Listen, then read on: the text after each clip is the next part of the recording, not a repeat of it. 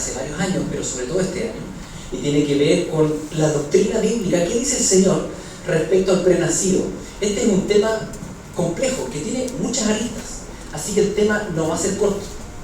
Le voy a dedicar todo el tiempo que la merita. Yo estimo que van a ser 2 horas, más o menos, porque no es un tema liviano, y porque usted ha escuchado pero muchísimo de cosas, y vale la pena ir por cada versículo. No me voy a saltar los versículos que habla la Biblia al respecto. Ustedes han pasado horas estudiando otras cosas. Vamos a dedicar, yo creo, unas 2 horas por lo bajo, ¿sí?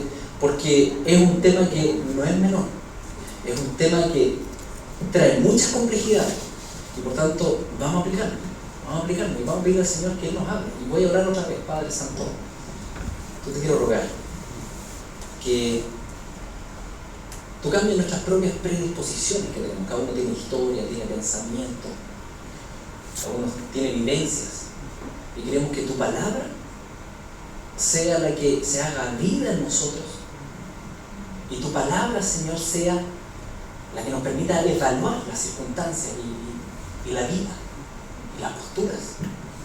Sabemos que eso solo lo puedes hacer tú en nosotros. Te pedimos, Señor, ese milagro en el nombre de Jesús. Amén. Tengo que partir primero asentando bases.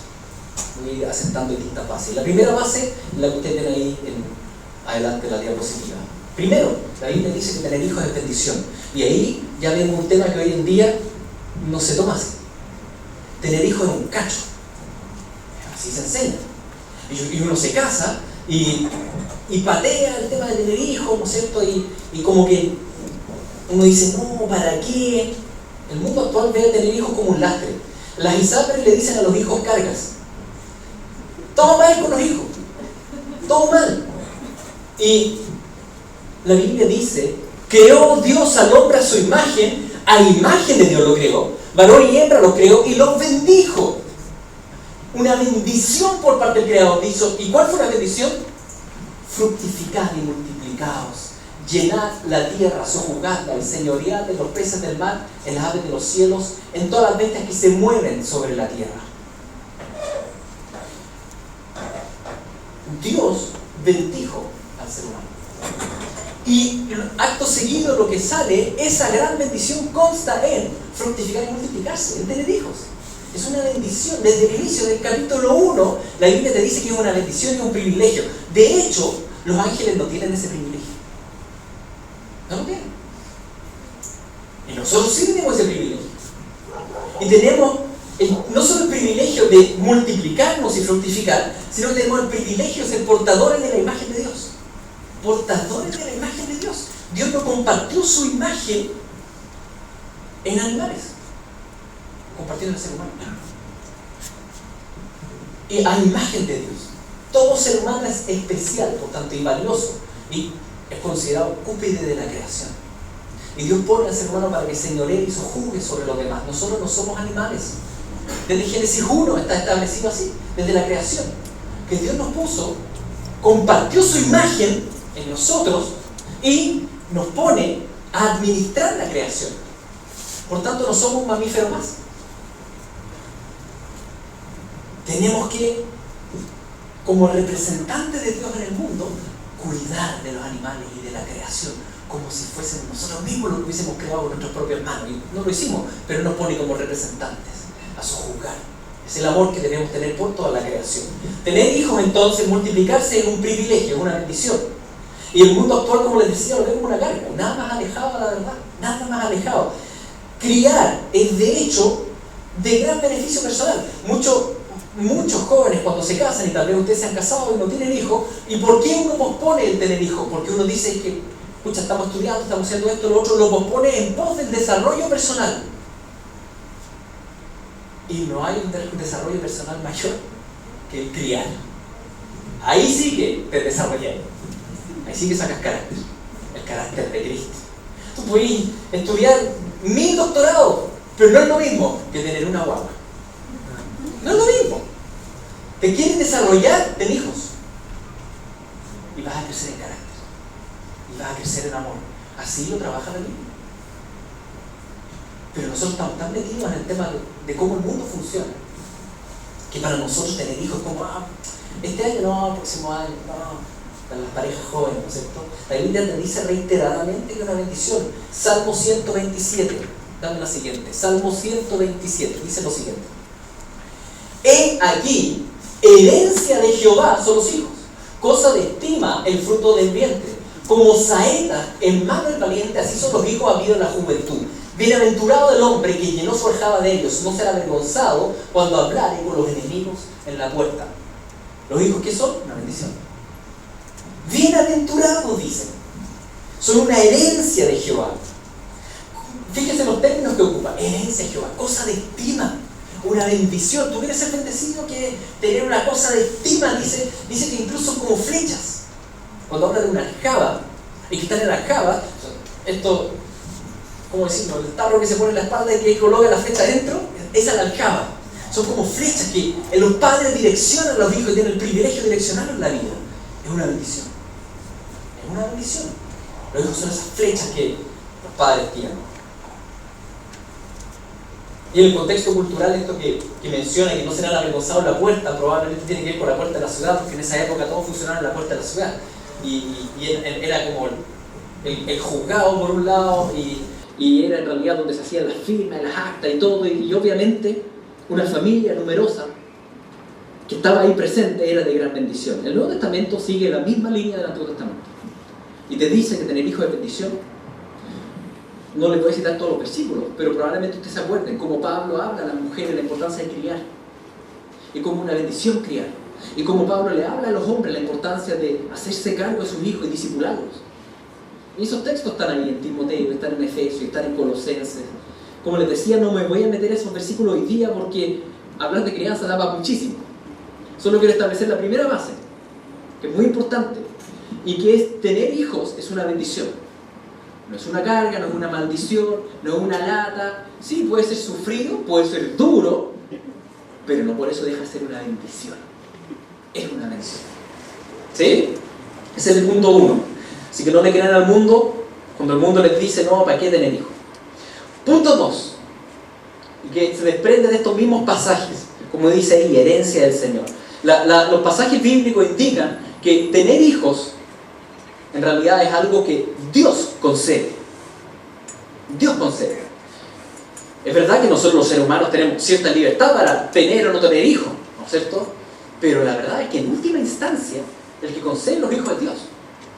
Tú puedes tener muchas ganas de tener hijos y puede ser que sea estéril, o puede ser que simplemente nunca funcione, o puede ser que no quieras tener hijos y tienes hijos. Finalmente, en última instancia, es Dios.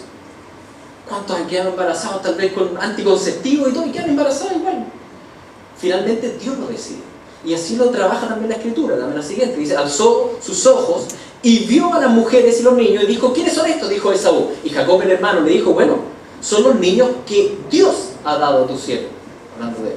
Lo mismo dice el profeta Isaías. He aquí yo, dice Isaías, y los hijos que Jehová me dio, somos por señal y presagio en Israel de parte de Jehová, de los ejércitos que moran en el monte de Sión. Porque bueno, tuvo que ponerle un nombre específico a sus hijos que hablaba del presagio de lo que iba a ocurrir en Israel. Pero lo interesante es que tanto Jacob como Isaías, como en otros textos, se menciona específicamente que Dios da los hijos.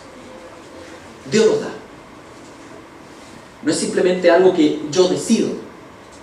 Sí, ponemos humanamente de alguna forma nuestra voluntad, pero el dador de vida es Dios, no el hombre. El dador de vida es Dios. Y para dejar eso absolutamente clarificado, resulta que un tema muy recurrente en la Biblia es el tema de la mujer estéril. Sara, estéril, no puede tener guagua. Y nace, ¿quién? Isaac.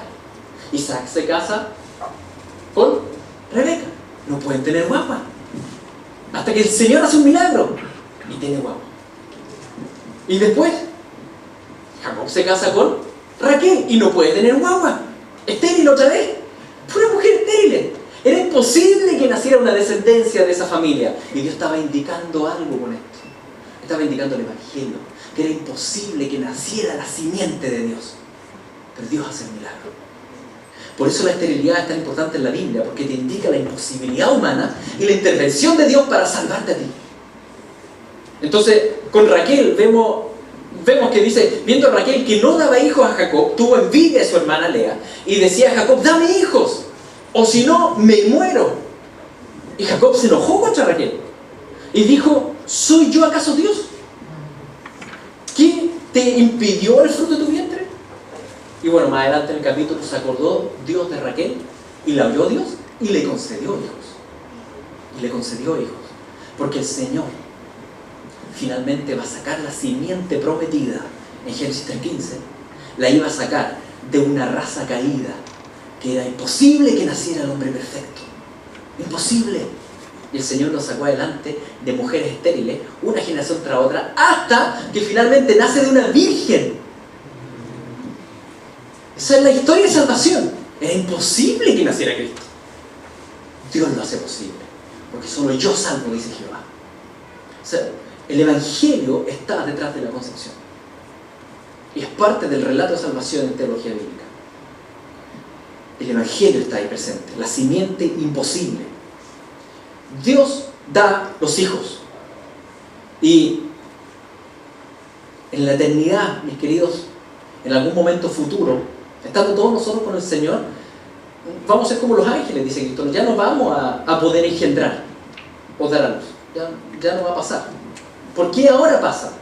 Bueno, porque en gran parte es porque el Señor nos enseña respecto a las realidades del Evangelio. Nos enseña respecto a Él, a la Trinidad.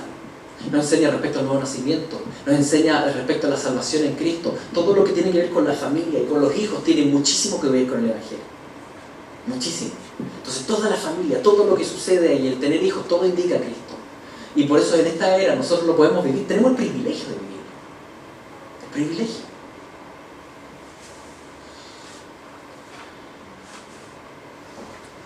En lo concreto entonces, el ser humano propone, pero Dios dispone, ¿sí? Tú puedes estar usando anticonceptivos, ser estéril, si Dios quiere darte guagua, te da guagua igual. ¿Por qué es tan importante esto? Porque a los ojos del relato bíblico, ¿qué es un embarazo no deseado? ¿Qué es un embarazo no deseado? A los ojos del relato, a los ojos de lo que dice la Biblia. Tal vez no es deseado para ti, o para el papá, o para la mamá, pero para Dios. Todo embarazo es deseado. ¿Por qué Él dio una vida? Para uno tal vez no es un embarazo deseado, pero para Dios sí es un embarazo deseado. Porque si Dios no lo desea, no nace. Todo parte, la vida parte desde Dios. En términos celestiales, queridos, no existe el embarazo no deseado.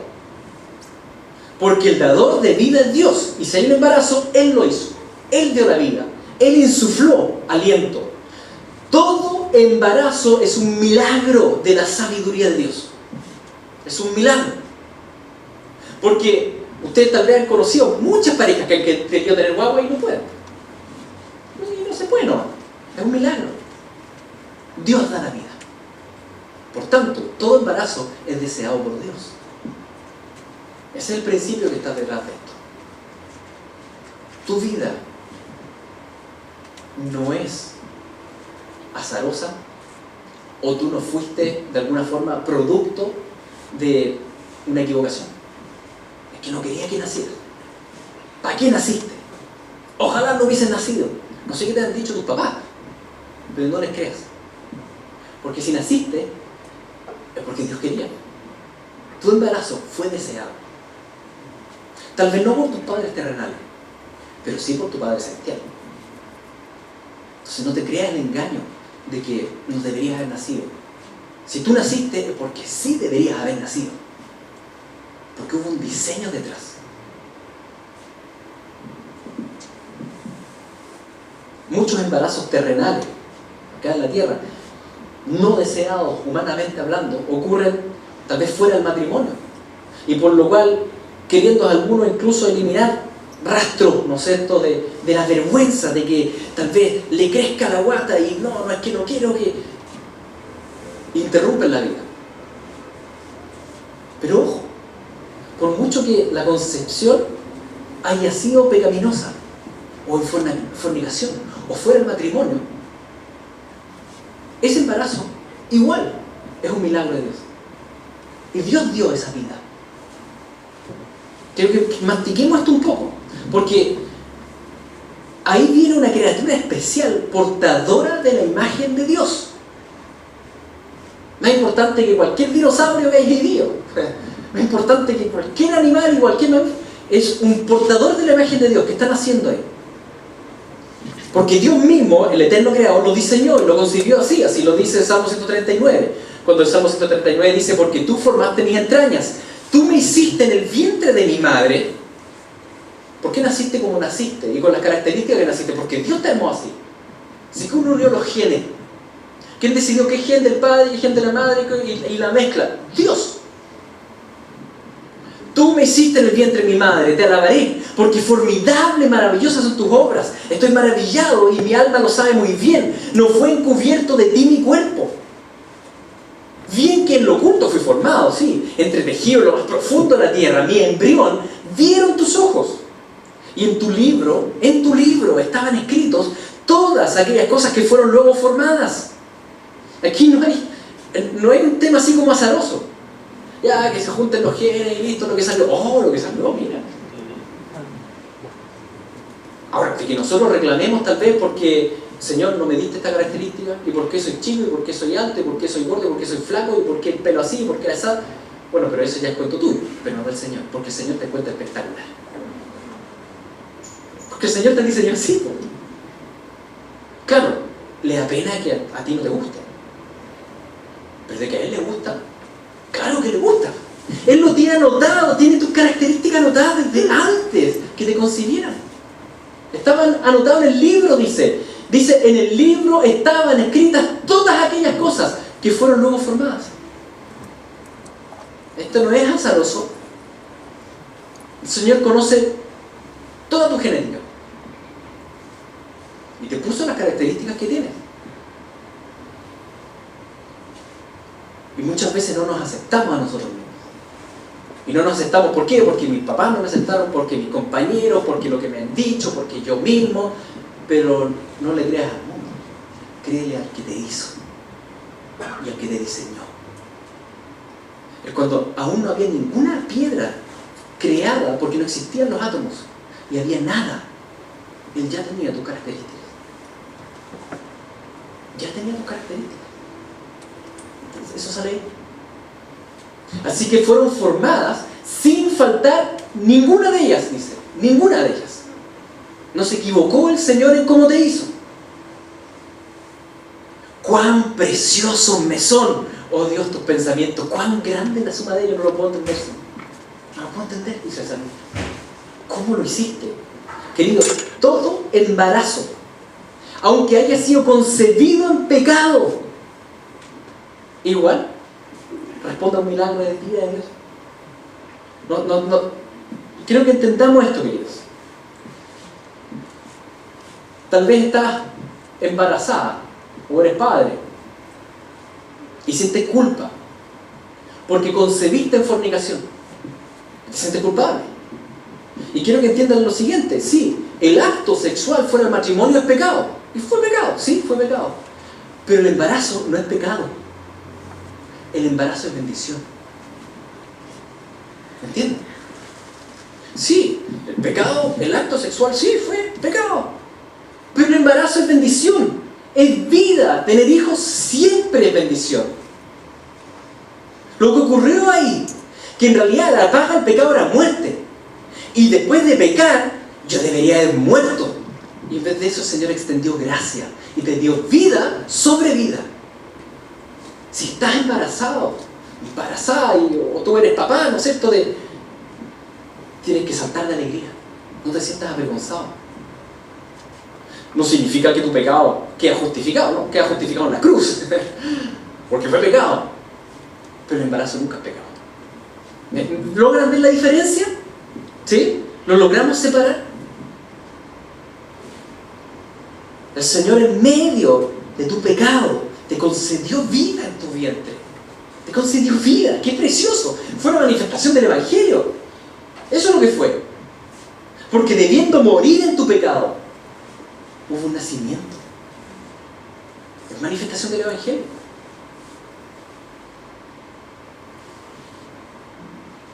Ningún niño es un accidente. Dios crea todo ser humano a perfección, de manera especial, diseñado, diseña nuestra vida, diseña nuestras características y ojos, me voy a lo más polémico, diseña nuestras carencias y nuestras faltas y nuestras enfermedades. Y no estoy inventando. Vamos al pasaje siguiente, Éxodo 4. Y Jehová le respondió, ¿quién dio la boca al hombre? Le dice a Moisés, porque Moisés era tartamudo. ¿O quién hizo al mudo y al sordo? Al que ve y al ciego. ¿No soy yo Jehová? Fuertes las palabras del Señor. Dice que en su diseño perfecto, incluso Él diseña cuando un niño o una niña van a ser ciego. No es un accidente. No es que fue un error. Es que fue fortuito. No, es que no fue fortuito, dice el Señor. Yo lo tengo anotado desde antes de la creación. Si nació ciego es porque yo quería que naciera ciego. Entonces la pregunta es ¿por qué? Pero esa ya es otra pregunta. ¿Por qué el Señor permitiría sufrimiento en nuestra vida? Nada es fortuito, mis queridos. Para Dios, la inviabilidad fetal no es causa de aborto. Él diseña todo. Nada es fortuito ante el Señor. Un niño que viene con malformaciones genéticas, lean el pasaje. El Señor lo diseñó así. Él tiene un plan sabio y perfecto para esa guagua, para la familia y para todos alrededor. Aunque no lo entendamos humanamente, porque nosotros queremos evitar todo tipo de sufrimiento. Pero tal vez para ese niño, lo mejor es precisamente que, si viene tal vez con una malformación genética difícil, que no tiene sobrevida, bueno, el Señor se lo quiere llevar antes a su presencia. ¿Y cuál es el problema? ¿Cuál es el problema? Y para esa familia, si el Señor diseña esa guagua para esa familia, es porque va a ser lo mejor posible para esa familia. La familia necesita tener eso. Esa enfermedad o esa malformación en su casa. Lo necesitan y va a ser de crecimiento para ellos. Es un regalo de Dios, es un diseño. Y si el Señor te diseñó con problemas en tu extremidad o en cualquier lado, el Señor te diseñó así, porque era lo mejor posible para ti. Porque si no lo hubiese hecho así, tú tal vez no lo conoces, te desbandas, te vas por el mundo, pasa qué sé yo qué cosa. El Señor diseña la vida. El tema es, ¿vas a confiar en Él o no? En el Señor no existe esto de que, esto es inviable, hay que interrumpirlo. No, porque Él diseña, dice acá. Yo hago el mudo. Y yo hago al sordo. Y yo hago al ciego. ¿Me vas a reclamar? ¿O vas a confiar? ¿O vas a confiar? ¿Por qué nosotros los creyentes no desechamos a los enfermos y a los malformados congénitos? ¿Por qué no los desechamos? Porque tenemos la plena certeza que Dios los ama y los diseñó así. Por eso. Que no son un error. Que no son una aberración de la naturaleza. No. Dios los ama. Por eso nosotros los amamos. No los desechamos para nada. Porque creemos que era el plan perfecto de Dios. Confiamos en Él. Antes de continuar con el tema, quiero que escuchen 10 minutos el testimonio de Lema y la Jenny. Acá en la iglesia, ciertos chiquillos que vienen hace décadas a la congregación y que vivieron esto. Escuchemos su testimonio. Hola, ¿qué tal? Buenas tardes, mi nombre es Emanuel y junto con Jennifer queremos contarles lo que fue nuestra experiencia de haber atravesado un embarazo con diagnóstico de inviabilidad fetal de nuestro tercer hijo Lucas. En el 2020 nos enteramos de que estábamos embarazados y todo iba bien, la ecografía salía todo bien, pero en la semana 28-29 nos dimos cuenta de que algo pasaba, que venía con una fisura del labio leporino y no sabíamos cuál era el motivo. Por lo tanto, el ginecólogo nos pidió que nos tomáramos un examen genético para saber si venía con alguna malformación genética o algún diagnóstico. Ahí salió que Lucas venía con una trisomía 13, la cual es inviable con la vida. Por lo tanto, está dentro de las 3 causales de aborto. Nos plantearon la situación, nos dijeron que podíamos continuar con el embarazo hasta el término o pararlo ahí. Y la verdad es que fue una situación totalmente inesperada. Nuestros primeros 2 hijos habían sido embarazos tranquilos, sin ningún tipo de dificultad. Y ellos tienen actualmente 9 y 8 años y han gozado de una buena salud. Y es primera vez que nos topamos con esta noticia respecto a esta dificultad del embarazo. La trisomía 13, como dijo Jennifer, es sinónimo de inviabilidad fetal. La gran mayoría de los bebés nacen en el vientre de la madre o al momento de nacer están un día máximo, se ha registrado, no sé, una semana. Y fue un golpe bastante duro para nosotros entender y hacernos la idea de que tenemos que preparar el nacimiento de un hijo y al mismo tiempo el funeral. Recuerdo cuando nos dieron la noticia, veníamos manejando de vuelta a la casa, hubo que detener el auto porque ambos lloramos juntos ante la incredulidad y ante el impacto de la noticia de que todos los controles habían estado en orden hasta que de pronto se evalúa esta fisura del labio, como dijo Jennifer, y que después un examen genético confirma que viene con una trisomía 13. A pesar de lo difícil de la noticia y lo duro que fue para nosotros, en ningún momento pusimos en duda la bondad, el amor de Dios, su paz y su presencia en medio de nosotros. Fue una situación bastante intensa, los meses hasta el día del nacimiento. Una de las cosas que uno se pregunta es, bueno, ¿me tendré que seguir vinculando con este bebé que sabemos que ya viene con un diagnóstico letal de inviabilidad fetal? Y una de las cosas que Dios nos habló es que nosotros somos padres desde el principio. Ya desde el momento de la fecundación somos padres de ese bebé y el tiempo que Él esté con nosotros merece la dignidad, merece el respeto, merece los cuidados, y merece el vincularse, el sentirse amado, incluso estando dentro del vientre, ¿cierto?, de la mamá. Y fue el mismo espíritu y fue la misma idea que también lo hablamos con nuestros hijos que tuvimos que también progresivamente presentarles la noticia y las dificultades con las que venía su hermano, y ellos comprendieron perfectamente y entendieron la fragilidad de la salud, y ellos también fueron parte de esta vinculación. Orábamos por él y con él mientras estaban en el vientre de Jennifer, ¿cierto? Conversábamos, lloramos juntos. Ellos también obviamente comprendían de que el hermano iba a estar poco tiempo con nosotros. A pesar de todo ese dolor y a pesar de toda la angustia que vivimos durante muchos momentos, en ningún momento de la circunstancia pusimos en duda, como dije antes, el amor de Dios, y pudimos experimentar una paz tremenda, una paz que, tal como la Biblia nos dice, sobrepasa todo entendimiento, estando con mucha pena, pero al mismo tiempo con mucha paz, sabiendo que Dios no comete errores.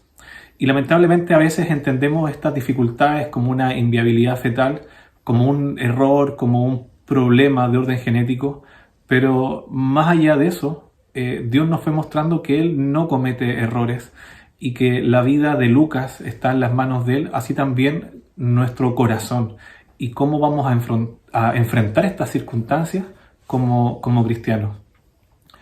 Estuvimos ese día cuando, Lucas nace con varias dificultades propias de la trisomía 13, ¿cierto? Pudimos estar con él aproximadamente 10 horas, desde la mitad del día hasta la noche, cuando finalmente él fallece en nuestros brazos. Fueron horas en las que pudimos orar por él, con él, en las que él estuvo descansando en nuestros brazos, durmiendo, y lo pudimos disfrutar. Y fue un disfrute, tal como dije antes, extraño. Sabíamos que en algún minuto él nos iba a dejar, hasta que finalmente a eso de las 11 de la noche sus latidos cardíacos bajaron y finalmente él fallece estando con nosotros. Fue una situación bastante dolorosa que pudimos enfrentar como familia buscando de Dios, que pudimos enfrentar gracias al apoyo, al cariño también de la iglesia y de la familia que en todo momento nos rodeó, nos acompañó, respetó también nuestro silencio, nuestros tiempos de querer estar tranquilos y siempre nos sentimos acompañados. Y nos permitió comprender la importancia de que estas situaciones difíciles necesitamos como iglesia poder enfrentarlas. No podemos hacer vista gorda ante el dolor de unos padres o de una familia por la pérdida de un ser querido, por un embarazo de alto riesgo o con inviabilidad fetal o cualquier otra situación que genera alta tensión en el matrimonio, en la pareja. Y tenemos que estar ahí como iglesia. No podemos ser parte de la solución rápida, de la solución desechable. Estamos hablando de una vida que es profundamente valiosa ante los ojos de Dios, que no es un accidente, que no es un error y que nos desafía a nosotros como iglesia a seguir amando a pesar de las circunstancias, a valorar y entender la dignidad del ser humano más allá de una complicación física. Sabemos como cristianos que Dios no nos ha rechazado a nosotros a pesar de un corazón rebelde, a pesar de la peor condición nuestra como seres humanos, que es esta naturaleza pecaminosa, rebelde, y a pesar de todo eso, Dios no nos desecha. Dios no nos deja a un lado, Dios no nos aborta, no nos elimina. Al contrario, hace todo lo posible, que entrega la vida de su propio Hijo para poder acercarnos a Él. Y ese es el llamado que también nosotros pudimos entender como cristianos, a hacer todo lo posible para que la vida humana tenga dignidad. Y hoy queremos compartir eso con ustedes. Queremos compartir que a pesar del dolor, a pesar de las dificultades, en Dios podemos encontrar paz. En la iglesia tenemos una responsabilidad de acompañar y de consolar. Fue una experiencia que ya ha pasado un poco más de un año, donde hemos aprendido y crecido mucho en términos de ir comprendiendo el carácter de Dios y donde también hemos visto la fidelidad de Dios. Ya después de un año nos encontramos a la espera de nuestro cuarto hijo. Jennifer está esperando a Maya, tiene ya 7 meses y medio de embarazo. Y ha sido un embarazo distinto, obviamente, donde hemos visto o hemos comprendido mucho mejor aún la fragilidad de la vida, pero al mismo tiempo la oportunidad que Dios nos da, ¿ya? La oportunidad que Dios nos da de estar acá, de poder compartir con ustedes y entender que la vida de cada uno de nosotros es valiosa. Y tenemos la responsabilidad también de poder cuidar esta vida. Así que estamos aquí a la espera de Amaya. Nuestros hijos también están contentos y emocionados. Así que, bueno, esperar en los planes de Dios, esperar en los tiempos de Dios, pero también en los procesos. Y el llamado que Dios nos hace como iglesia a cuidar la vida, a respetar la vida y a honrar este regalo tan maravilloso que es la posibilidad de llegar a este mundo. Así que esperamos que esta historia les anime a continuar en la lucha por la dignidad de la vida humana y de la familia. Que el Señor los bendiga, un gran abrazo, que estén muy bien. Chao. Bueno, la Jenny no pudo hablar mucho más, se emocionó harto. Ese funeral lo hice el año pasado y fue hermoso. Fue doloroso, pero fue hermoso. Muy distinto a cómo el mundo te enseña o te adoctrina respecto a qué habría que hacer con ese Lucas, que básicamente es arrancarle los brazos, las piernas, triturarle la cabeza y botar las partes a la basura. ¿De qué estamos hablando? No tiene nada que ver. O sea, no pueden comparar eso con, ¿no es cierto?, lo que te enseña la Escritura, con lo que el mundo predica. Miren, les hablé de 3 partes y ahora obviamente viene la 4ª parte. La 4ª parte cae de cajón después de estudiar todo lo que la Biblia dice respecto a las primeras partes. Tener un hijo es una bendición, es un privilegio. Segundo, tener un hijo, Dios lo hace, Dios lo otorga. Tercer lugar, Dios diseña de manera específica. Y ese diseño viene de la eternidad. Imagínate que tú eres Dios. Y escribiste cómo va a ser esa escritura y todo lo que iba a hacer y tienes todo planeado y dices, no, esto y por esto le doy esto y la trisomía va a ser un proceso precioso para la familia. Y viene y lo pisoteamos. Dios aborrece el aborto. No es simplemente que el Señor no le gusta, lo aborrece. Piensen que la Biblia dice que Dios le ha puesto nombre a cada estrella. Asimismo, Dios tiene un nombre para cada ser humano. Y los diseña con un cuidado mucho mayor que cualquier estrella que pueda haber por ahí en la galaxia. Y después, porque por las circunstancias de la vida, simplemente se asesina ese bebé. La Escritura habla mucho de esto. No es un tema que hable poco, es un tema que habla harto. Yo hago al hablante, y yo hago el mudo, y yo hago el oyente, y yo hago el sordo, y yo hago el vidente, y yo hago el ciego. Bueno, ¿crees en mi perfecta santidad o no crees en mi perfecta santidad? ¿Crees en mi diseño o no? El Señor aborrece y condena todo aborto. Uno de los textos que es súper claro en esto es el que sigue. Éxodo 21, Antiguo Testamento. Las leyes nos hablan del carácter de Dios. La ley es santa y perfecta. En Cristo muchas de estas leyes ya no continúan, sobre todo leyes rituales y leyes sociales, pero la ley moral continúa. Y lo que nos damos cuenta, por ejemplo, en esta ley, es cómo ve Dios al prenacido, al ser humano que aún está en el vientre. Dice, si unos hombres riñen y hieren a una mujer que está embarazada, que está encinta, y sus hijos salen sin haber más daño, ciertamente serán penados según lo que el marido de la mujer imponga sobre ellos y les sea impuesto por los jueces. Pero si se produce una desgracia, entonces darás vida por vida, ojo por ojo, diente por diente, mano por mano, pie por pie, quemadura por quemadura, herida por herida y contusión por contusión. A ver, varias cosas a observar en este texto. Número 1. ¿Cómo llama Dios a el bebé prenacido? ¿Lo llama feto? ¿Qué nombre pone? Segunda fila. Dice, y hieren a una mujer encinta y sus hijos salen. El nombre hebreo es Yelet, hijo. Es un hijo.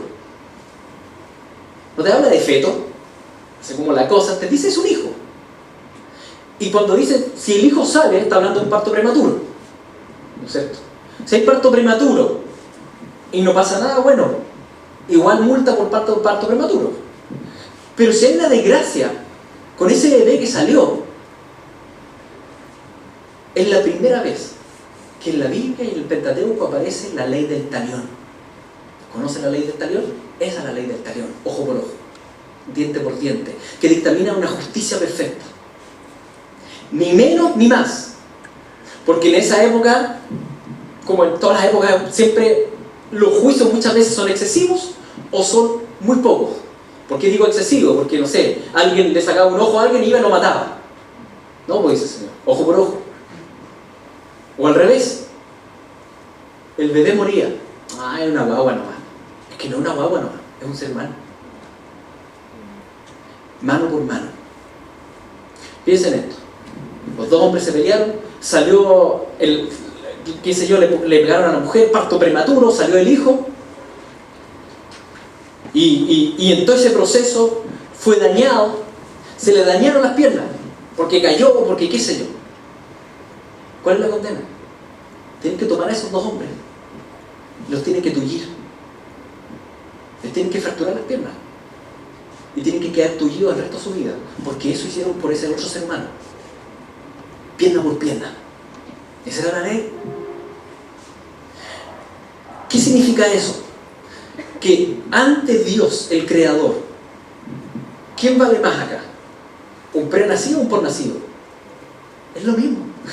Es un ser humano, es un hijo. Es un ser humano. Dios le asigna el mismo nivel de importancia. Porque Él diseñó a todos. No es que el prenacido tiene menos importancia, para nada. Y la ley lo establece así. ¿Ustedes saben cómo se llevan a cabo los abortos? Yo ya les expliqué. La mayoría de los abortos lo que se hace es que se descuartiza la guagua. Le sacáis primero un brazo, le sacáis la pierna, La cabeza, que es lo más grande, tenéis que triturarla con la jeringa, o sea, con la pinza. Ustedes saben lo que va a pasar con aquellas personas que perpetran el aborto con los médicos, el personal de salud, cuando llegan al infierno. Lo mismo, la ley del talión, porque la justicia de Dios es perfecta. Los demonios le van a sacar los brazos 1000 veces, las piernas, y los van a descuartizar, porque la ley de Dios es ley de Dios. Es así. Eso va a pasar. El dictamen está escrito. No tenemos que andar inventando. Todo lo que no se lleva a cabo en justicia en esta tierra, el Señor lo lleva a cabo después. El Señor es bien claro en decir que diente por diente, y mano por mano, y pie por pie, y quemadura por quemadura, y herida por herida. ¿Y no podría que el médico pagar fianza ante Dios para ser librado del terrible juicio? No, porque en ese mismo capítulo, un par de versículos antes, dice, dame la siguiente, dice: quien hiera a un hombre y éste muera, será muerto irremisiblemente. Y después continúa la ley de qué pasa con un aborto. Será muerto irremisiblemente. ¿Qué significa irremisiblemente? No hay opción de fianza. Si alguien mató a alguien, muere irremisiblemente. No hay opción de que, oye, ¿cómo salvo? No, es que ya fue ya. Lo mataste vida por vida. Hay una condena de muerte sobre la persona que perpetra aborto. Piensen en eso. Hay una condena de muerte y Dios es inmutable. En este punto quiero que ampliemos un poco más la comprensión y la culpa con respecto a quién lleva culpa en la escritura cuando se ejecuta un aborto. ¿Quién lleva culpa? Por un lado, bueno, tenemos el que ejecuta esto, por así decirlo, el asesino mismo, ¿sí? Pero aparte de eso está obviamente el que mandó a llamar al sicario. La Biblia ve este tema del asesinato de bebés, lo ve en realidad también desde el punto de vista de lo que era en esa época el sacrificio de los niños a Moloch. Y lo trabaja de esta manera. Habló Jehová a Moisés diciendo: dirás asimismo a los hijos de Israel: cualquier varón de los hijos de Israel o de los extranjeros que moran en Israel, que ofreciere alguno de sus hijos a Moloch, de seguro morirá. El pueblo de la tierra lo apedreará. Y yo pondré mi rostro contra el tal varón, y lo cortaré de entre su pueblo. ¿Qué significa que Dios lo va a cortar? Que muera. ¿Sí? Por cuanto dio de sus hijos a Moloch, contaminando mi santuario y profanando mi santo nombre. Esto no tiene que ver solo con nosotros, tiene que ver con la santidad de Dios y el nombre de Dios. Porque Él es el creador y Él lo diseñó.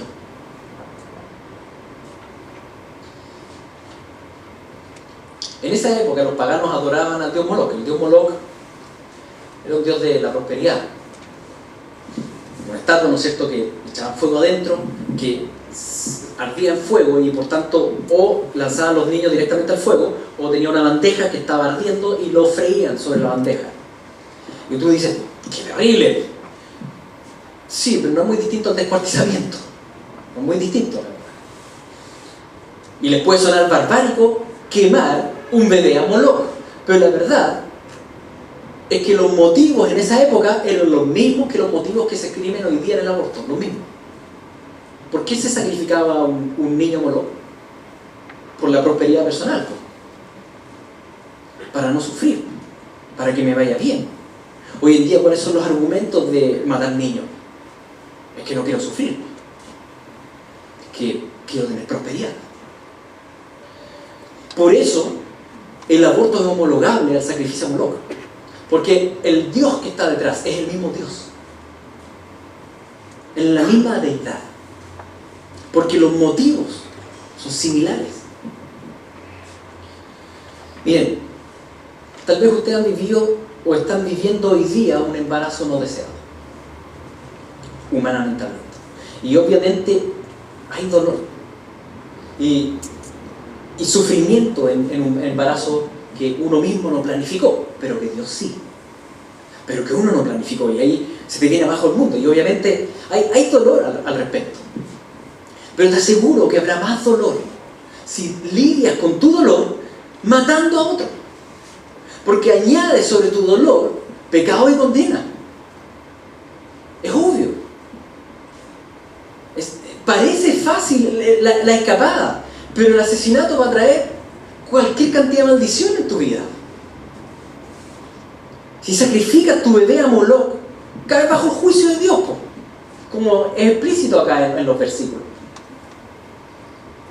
Tu bebé es un regalo de gracia, no es un castigo. El bebé no es un castigo. Vamos al caso tal vez más complejo, más doloroso, una violación. Un pecado profundo, tremendo, doloroso, que merece juicio, absolutamente.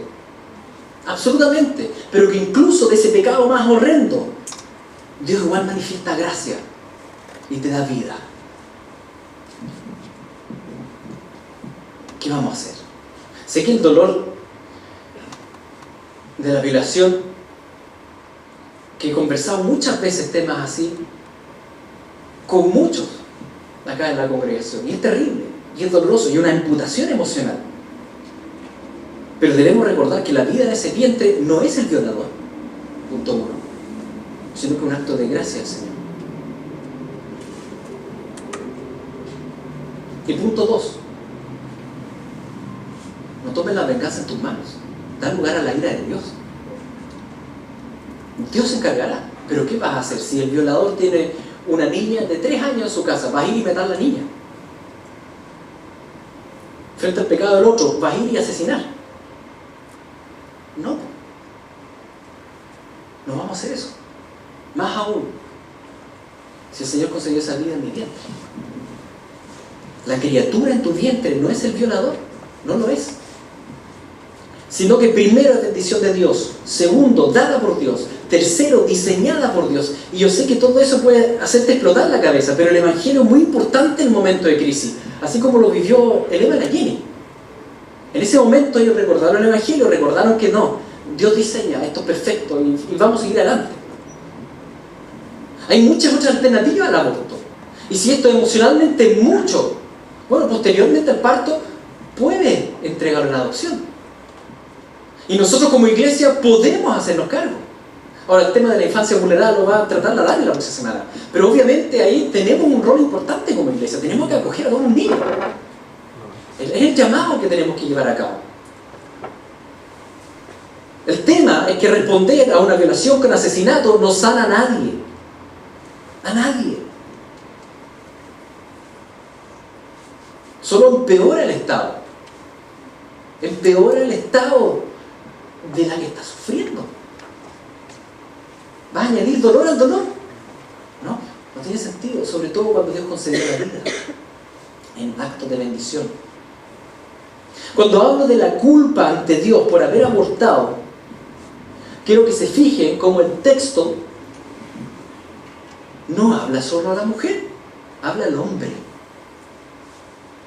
Sí, porque a veces esto se trata como si fuese un tema de la mujer. No es un tema de la mujer nomás. Detrás de un bebé siempre hay hombre y mujer. Y detrás de un aborto siempre hay hombre y mujer. Así que este no es un tema que se endosa a la mujer. Este es un tema también del hombre. Es de los hombres que no se hacen cargo. Es de los hombres que andan tal vez sembrando por aquí y por allá y no están ni ahí. Culpables de aborto. Culpables absolutamente. Caen bajo el juicio de Dios. Absolutamente, queridos. A los hombres que con completa idiotez andan sembrando niños, así como si nada, que no se hacen cargo, que abandonan. Son más responsables que la mujer, dice la Escritura. Más responsables porque debían representar a Cristo ahí. Y no fueron cabeza.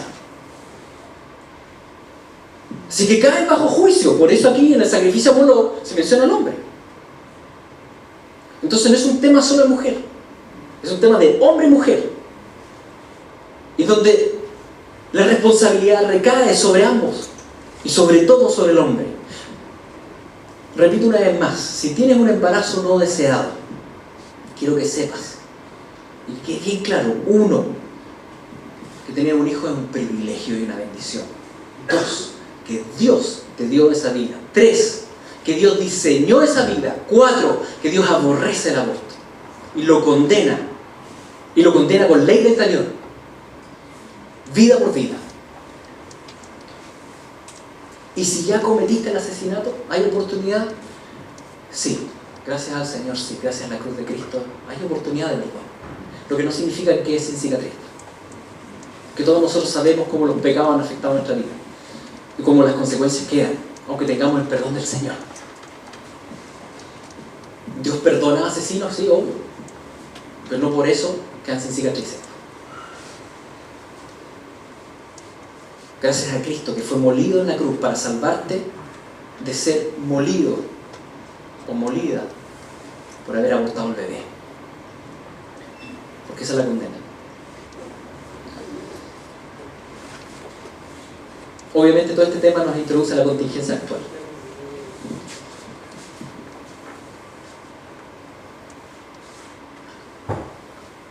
Ya hablamos de la responsabilidad del personal de salud que perpetra el asesinato, como también de los padres que contratan al sicario, ¿no es cierto? Obviamente son responsables. La pregunta acá, que hoy en día impera, es ¿qué pasa con todos nosotros, todos los demás, por así decirlo, todos los que tal vez no estamos justo metidos en una situación así? ¿Qué pasa con todos nosotros? El texto de Levítico continúa y dice esto: si el pueblo de la tierra cerrare sus ojos respecto a aquel varón que hubiere dado sus hijos a Moloc para no matarle, entonces yo pondré mi rostro contra aquel varón y contra su familia y le cortaré de entre su pueblo con todos los que fornicaron en pos de él prostituyéndose con Moloc. ¿Qué dice el texto? El texto dice: vida por vida, ese hombre debe morir. Ahora, si tú no estás dispuesto, le dice al pueblo, si ustedes cierran sus ojos y no toman este asunto, yo tomo el asunto. Y yo lo voy a cortar igual. Porque el Señor es justo.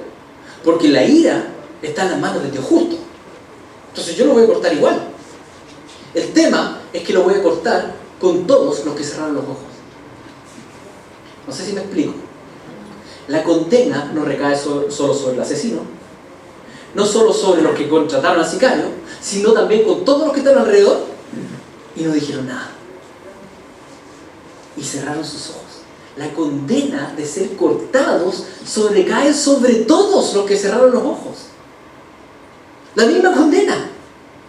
Porque en lo concreto, todos los demás hicieron vista gorda y por tanto son partícipes. Son partícipes. Hicieron vista gorda idolatrando a Moloc. Y tú dices, pero si yo no ofrecí mi hijo a Moloc. Sí, pero viste como otro lo ofreció y tú no dijiste nada. O sea, ¿estáis de acuerdo? O sea, tú también lo ofreciste. Tal vez no tu hijo, pero estás de acuerdo. Cerraste los ojos. Tú eres parte, entonces, de la misma condena. Tú mataste de manera indirecta, tal vez, al niño. Porque no dijiste nada. Porque callaste. Son culpables por no defender al inocente. Son culpables por no hablar por el que no puede hablar. Son culpables por dejar impune el asesinato. ¿Entienden las implicancias actuales que tiene esto? En el punto histórico que estamos hoy día en Chile, tiene implicancias directas. Y es una implicancia espiritual que es. Constitución nueva, artículo 61. Toda persona es titular de derechos sexuales y reproductivos. Estos comprenden, entre otros, el derecho a decidir de forma libre, autónoma e informada sobre el propio cuerpo, sobre el ejercicio de la sexualidad, la reproducción, el placer y la anticoncepción. El Estado garantiza su ejercicio sin discriminación, con enfoque de género, inclusión y pertinencia cultural, así como el acceso a la información, educación y salud, y a los servicios y prestaciones requeridos para ello, asegurando, ¿qué cosa? A todas las mujeres y personas con capacidad de gestar las condiciones para un embarazo, una interrupción voluntaria del embarazo, un parto, una maternidad voluntaria y protegidas. Asimismo, garantiza su ejercicio libre de violencias y de interferencias por parte de terceros, ya sea individuos o instituciones. Bueno, ustedes lo pueden leer ahí con calma, pero básicamente, aborto libre. Sin fecha, ni siquiera de, qué sé yo, 12 semanas, no, libre. Y sin capacidad de interferencia, ni por personas, ni por instituciones por fuera. Aborto libre. Si este artículo queda así, como está hoy día, y tú votas a favor de este artículo, tus manos se manchan con sangre. Eso es. Porque tú estás aprobando esto. ¿Me politicé? No, no tiene nada que ver con politizar. Esto tiene que ver con que yo no quiero que ustedes caigan bajo maldición. Porque hay maldición sobre esto. No tiene que ver con política. Tiene que ver con leyes de Dios. Tiene que ver con maldiciones. Y Dios dice en su ley, si tú cierras los ojos y permites el asesinato de inocentes, tú también serás cortado. Hay pecado detrás de esto. Así de sencillo. Y yo no quiero que pequen. Y no solo yo. Nosotros como iglesia nunca le hemos dicho que votar. Pero porque hasta ahora siempre hemos votado por personas que prometen, cumplen, no cumplen, bueno. Pero hoy día te preguntan la opinión. Es distinto. Hoy día te preguntan la opinión. Muchos de ustedes también me digan, sí, es que si total ya se aprobó el aborto, ¿qué tanto? Si esto igual va a avanzar hacia allá, ¿qué tanto? No, sí, probablemente sí avance para allá. Pero ese no es el tema. El tema es que ahora te preguntan a ti. Ese es el tema. Y tú estás parado ante Dios. Ya sea que salga lo que salga. La pregunta es qué pasa contigo. ¿Entienden? Es un tema entre tú y Dios. Si tú vas a cerrar los ojos o no. Si te vendes o no te vendes. Porque finalmente te promete mucho. En muchos aspectos. Y tiene muchas cosas que pueden ser súper buenas.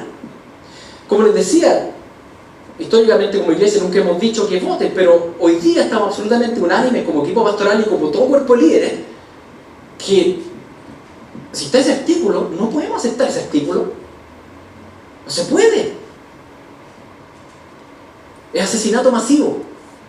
Y nos vamos a manchar las manos con sangre.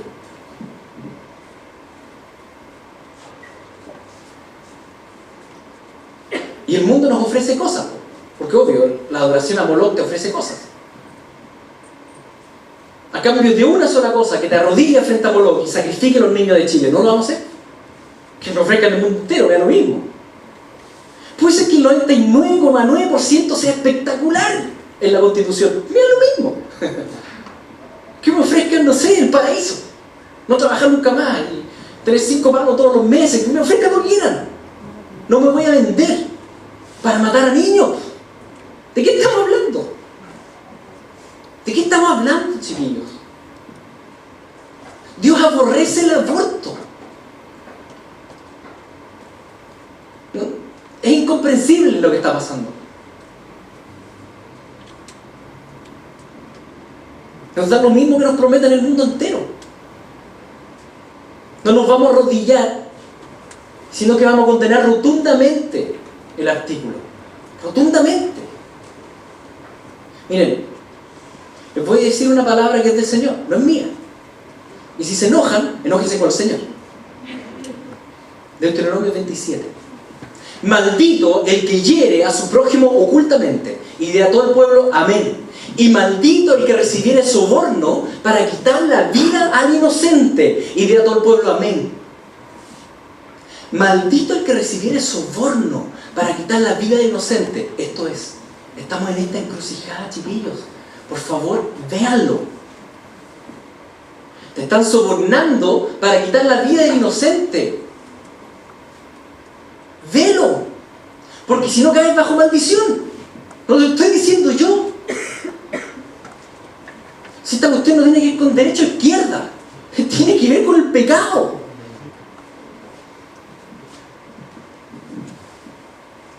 Votar aprobando ese artículo de asesinato impune de bebés. Maldito el que recibiera soborno para quitar la vida de los bebés. Que no conozco otro inocente más que los prenacidos. Sé que el tema podría terminar acá, pero no lo voy a terminar acá, porque mucho más que la Biblia tiene que decir al respecto. Porque hay más cosas que Dios quiere decir al respecto. Porque ustedes escuchan y son ideologizados y se colocan ustedes mismos bajo el juicio de Dios.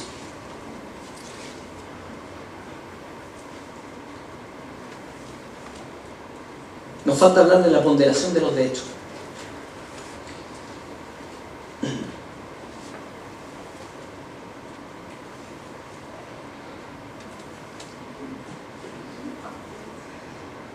Muchos piensan que los derechos de un ser humano adulto valen más que los derechos de un ser humano pequeño.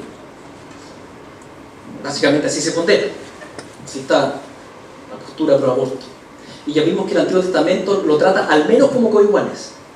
Al menos como coiguales. Adulto o prenacido. Pero desde el Evangelio, queridos, ya no es igual. Desde la mirada del Evangelio y lo que Cristo nos dice, no es igual. Vean estos versículos. Ponderación de derechos. Entonces, entraron en discusión sobre quién de ellos sería el mayor. Esa fue la discusión de los discípulos. Típico. ¿Quién es mayor? Y cuando hablamos de mayor, es quién tiene más privilegios, ¿cierto? ¿Quién tiene, en ese sentido, más derechos? ¿Quién tiene más? ¿Quién es mayor?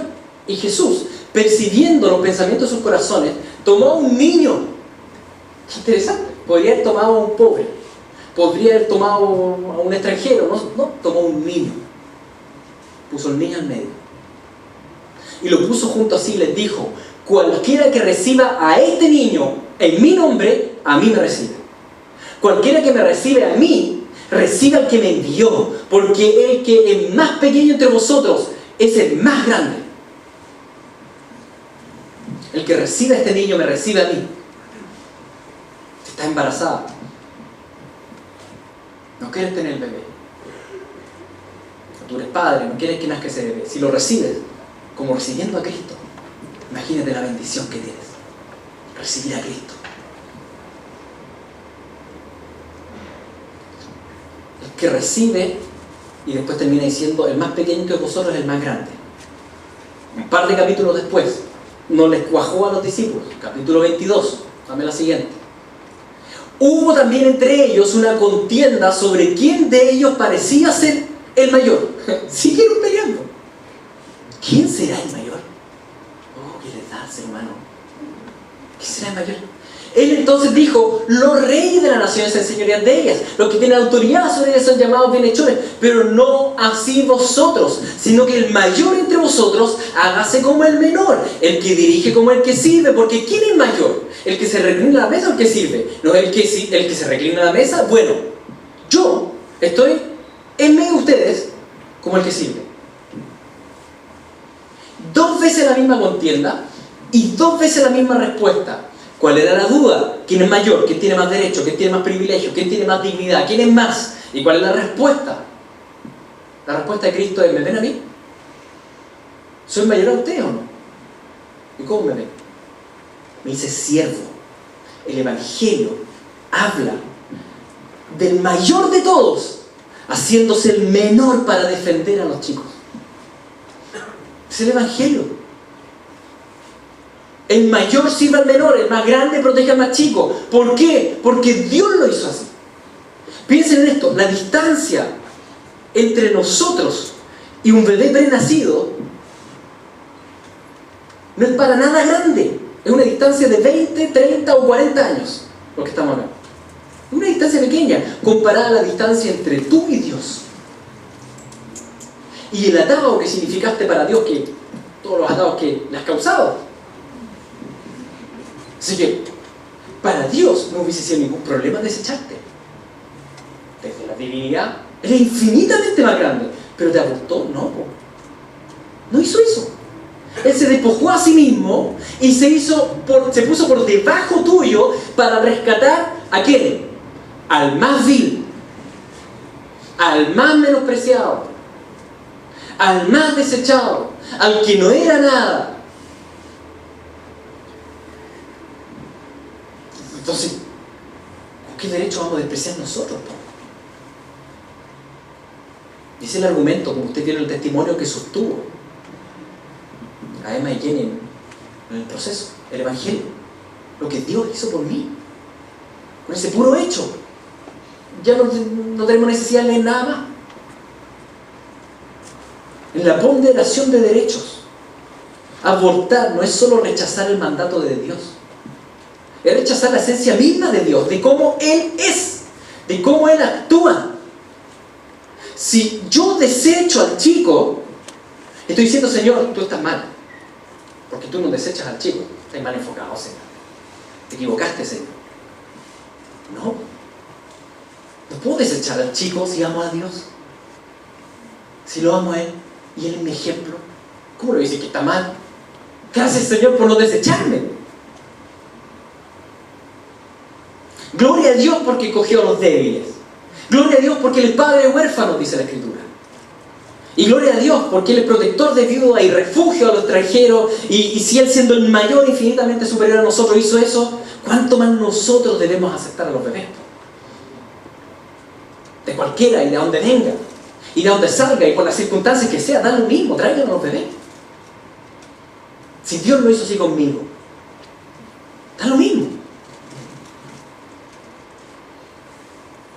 Si tenemos que elegir entre los derechos de una mujer adulta y los de un ser humano prenacido, tenemos que abogar y defender al más débil y al más pequeño, porque Dios lo hizo así. Ese fue su criterio de elección, y eso es doctrina de la elección. ¿A quién escogió el Señor? A los más débiles, al que no es nada. Doctrina. Esto es doctrina, no es política, es doctrina. Si debemos ponderar entre grandes y chicos, el Evangelio siempre recibe, defiende, cuida a los más débiles, a los más pequeños. El que reciba a un niño en mi nombre, a mí me recibe. Y esta temática obviamente va mucho más allá del prenacido, ¿no es cierto? Y por eso próxima semana mi preciosa esposa va a estar hablando de los niños vulnerables. Entonces, referente a la ponderación de derechos, ya sabemos cómo el Evangelio lo ve. Ahora vamos a la ponderación de pecados, porque también siempre hay una encrucijada. Muchos piensan que las cosas buenas, por ejemplo, en este caso, ya que estamos en esta situación nacional, pero puede ser otros casos, que las cosas buenas del borrador constitucional pesan más que el dictamen real de un asesinato libre de inocentes. Y ponderan los derechos, ponderan las cosas. Ponen en ponderación y dicen, bueno, total, esta cuestión se va a dar igual, y todas estas cosas que son buenas, y ponderan entonces derechos. La ponderación de pecados. ¿Cómo ve la Biblia la ponderación de pecados? Vamos al texto bíblico. Éxodo 1. Israel, esclavo en Egipto. Y el faraón, enojado con Israel. Así que habló el rey de Egipto a las parteras de las hebreas, una de las cuales se llama Cifra y otra Fúa, y les dijo: cuando asistáis a las hebreas en sus partos y veáis el sexo, si es hijo, matadlo, si es hija, entonces viva. Pero las parteras temieron a Dios y no hicieron como les mandó el rey de Egipto, sino que preservaron la vida de los niños. Siempre el enemigo intentando destruir la simiente, del cual vendría el Salvador. La Biblia enseña claramente que hay que someterse a las autoridades. Es súper claro. Es decir, si uno teme a Dios, se somete a las autoridades. Pero también se enseña que no hay que matar al inocente. ¿Qué pondera más? Este texto es súper claro. Si tenemos que escoger entre esos dos pecados, desobedecemos a las autoridades y salvamos la vida. Y ponderó a la vida. Y desobedecieron a la autoridad. Por temor a Dios. Hay una ponderación de pecado. Y continúa la historia. Dice: y el rey de Egipto hizo llamar a las parteras y les dijo: ¿por qué habéis hecho esto? y habéis preservado la vida de los niños. Y las parteras respondieron a Faraón: es que, porque las mujeres hebreas no son como las egipcias, son más robustas, dan a luz antes que las parteras, antes que nosotros vengamos a ellos. ¿Dijeron la verdad? No, mintieron. ¿La Biblia condena la mentira? Sí. Incluso está en las tablas de la ley. Está el falso testimonio. Mentir es pecado. Si tú temes a Dios, no mientas. Entonces tenemos un pecado de matar niños versus mentira. ¿Qué ponderó más? La ponderación del cuidado más pequeño. ¿Cómo sabemos que a Dios le agradó esta decisión? ¿Cómo sabemos? Por el texto que sigue. Y Dios hizo bien a las parteras, y el pueblo se multiplicó y se fortaleció en gran manera, y por haber las parteras temido a Dios, Él prosperó sus familias. Entonces Faraón mandó a todo su pueblo diciendo: echad al río a todo hijo que nazca y a toda hija preservad la vida. Fíjense en esto. Las parteras pecaron desobedeciendo a la autoridad, pecaron mintiendo, pero ante el Señor ponderó la preservación del inocente. Hay ponderación de pecado en la Biblia, claramente.